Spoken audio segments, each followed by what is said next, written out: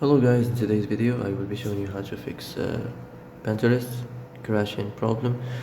So the answer is easy, just go to the settings and then scroll down to the apps section and then go to the search and search Pinterest. Then go to the storage and here you will find this clear cache option. Click on it.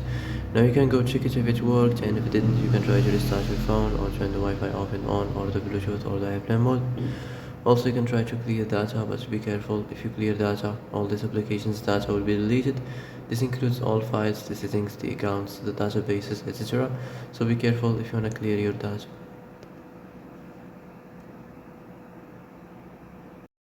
And that's it for today's video. I hope this is the answer you've been looking for. If you like this video, don't forget to like and subscribe, and see you in the next video. Thanks for watching.